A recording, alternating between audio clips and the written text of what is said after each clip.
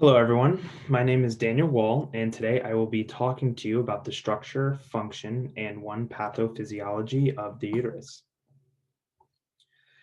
To begin, we first have to understand what is the uterus. The uterus is an organ found in biologically born females or trans individuals with surgically implanted uteri, and it is the predominant female secondary sex organ that is part of the reproductive system. While it exists in most mammals, today we will be specifically talking about human uteri. It is a hollow organ found below the pelvis and sits between the rectum and the bladder. In medicine, the uterus is referred to as the uterus, but in everyday talk, it is referred to as the womb. As stated earlier, the uterus is considered a secondary sex organ.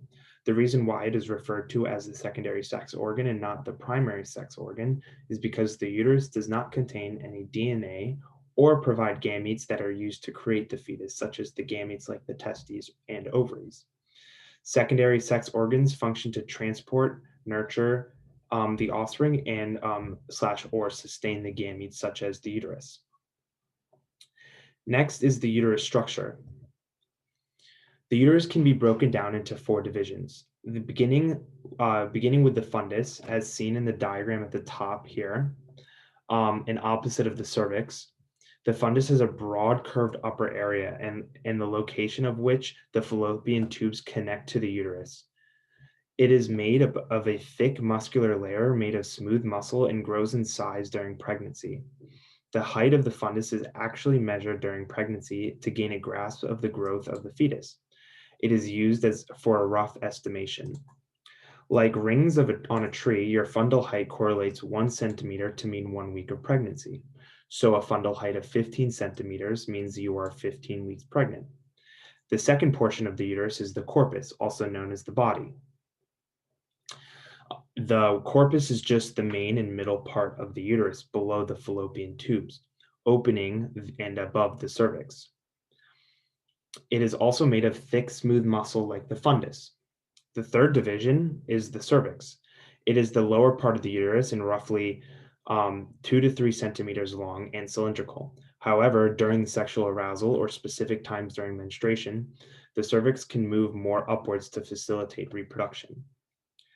The last division is the cervical canal, right here, where the cervical canal is the space between the internal and external orifice of the uterus. So this is the internal and this is the external. Next, the uterus is made up of 3 layers.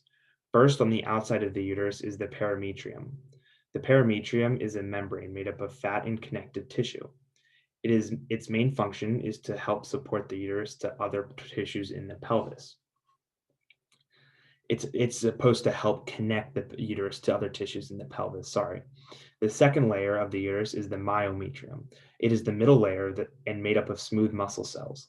The main purpose of the smooth muscle cells in the myometrium is to induce uterine contractions. It is here where the hormone oxytocin signals to contract and causes contractions during birth. This induces a positive feedback loop where more contractions occur until the baby is delivered. The last and innermost layer is the endometrium. It is an epithelial layer that contains a mucosal membrane. The function of the endometrium is first to thicken in order to prepare for a pregnancy and then to shed if no pregnancy is induced in order to prepare for the next cycle. This is only a monthly cycle and is called menstruation. Naturally, it only stops until the egg becomes fertilized or the female undergoes menopause, where the woman's ovaries stop producing the hormones estrogen and progesterone. Keeping the endometrium in the back of your mind because it will come up later. The way the uterus is held in place is placed in the body is by ligaments in the pelvis, which is a part of the endopelvic fascia. This includes major ligaments such as the uterosacral ligaments, which connects the posterior cervix to the anterior face of the sacrum, the cardinal ligaments, which connect the side of the cervix to the ischial spines, and lastly, the pubocervical ligaments, which connect the side of the cervix to the pubic symphysis. Another ligament we have talked about before in this class is the round ligament, which connects the front of the uterus to the groin and is left over of the umbilical cord after birth. Lastly, it is essential to note the blood supply of the uterus and how the uterus is innervated by which spinal nerves to fully grasp the structure of the uterus. As shown here, this diagram shows two figures. This slide shows two figures. On the left, we can see the arteries that provide oxygenated blood to the uterus, and the veins that carry deoxygenated blood back to the heart. The two arteries that carry oxygenated blood to the uterus are called the ovarian artery here, um, where it supplies blood to the ovaries, and the uterine artery here, where it supplies blood to the uterus. Additionally, as shown in the slide before, the uterus is innervated by the spinal nerves T11 and T12, which stands for thoracic nerve 11 and thoracic nerve 12. This makes sense as these nerves are at the bottom of the spinal cord and have quick access to the uterus. On the right side of the slide, we are able to see an example of the ligaments talked about earlier. Here we see the broad ligament covering the uterus and holding it in place so that it has a great stability, which is needed during pregnancy. You can also see the round ligament in the figure on the left, which is the one we had talked about during lecture. The uteri have many functions. This includes, but not limited to, carrying a fetus until term, providing nutrients and oxygens to the growing fetus, carrying out a menstruation and undergoing labor, playing a role in sexual response, and a recent study has shown that the uterus may actually play a role in cognition. During pregnancy, the uterus expands as the fetus grows, and once grown enough, contracts in response to oxytocin, as mentioned earlier, which ejects the child out of the vagina. Another function of the uterus is to accept an ovum that has been fertilized and traveled through the fallopian tube. Once it has been fertilized and attaches itself to the endometrium of the uterus, it gains a blood supply, and from the blood vessels there. Once the development begins, the ovum becomes an embryo, and over time, a placenta is created in the uterus until childbirth. Some limitations of growing are that the child becomes so big that the uterus is pushed into the abdomen during pregnancy due to the pelvis being in the way. Another function of the uterus is to redirect flow from the pelvis and ovaries to external genitals like the vagina, labia, and clitoris during sexual response. So, how are medical tests done on or in the uterus? I think a good example and a way to learn about medical tests done is by looking at one specific pathophysiology of the uterus. The one I have picked is endometriosis. Endometriosis is a condition where the endometrium has, as stated earlier, begins to grow on the outside of the uterus where the perimetrium normally is.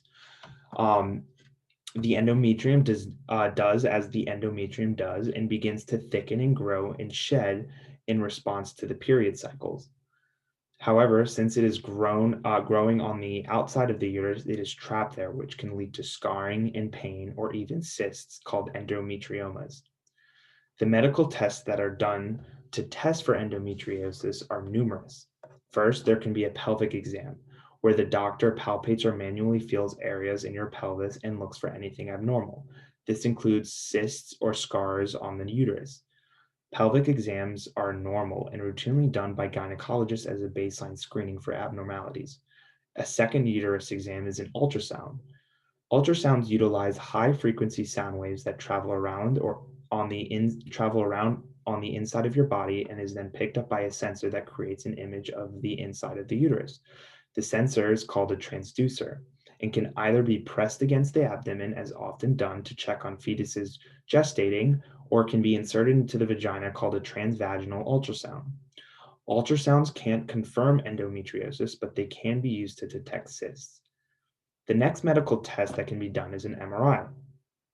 MRI uses strong magnetic field and radio waves to construct extremely detailed images of the organs or tissues it is measuring. MRIs help surgeons plan where to cut and give surgeons detailed information about the size and location of the endometriomas. The last medical test that can be done is a laparoscopy. A laparoscopy is an in-depth analysis of the abdomen that is performed by creating an incision near your navel and inserts a laparoscope, a viewing instrument that functions to look for signs of endometrial tissue that is located outside the uterus. A laparoscopy can give a better understanding of the size, extent, and location of the endometriosis, and can detect and can be detected and even sometimes is treated during the laparoscopy itself so that everything is done in just one surgery. Treatments for endometriosis depend on the symptoms and severity. Pain relievers or hormone treatments may be used to alleviate the pain or stop the shedding in order to use surgery as a last resort. If that is not enough, then laparoscopy may be done to remove the endometriosis, or an entire hysterectomy with a removal of the ovaries too may be used in order may be performed, where the entire uterus is then removed. These are my references, and thank you for listening to my presentation.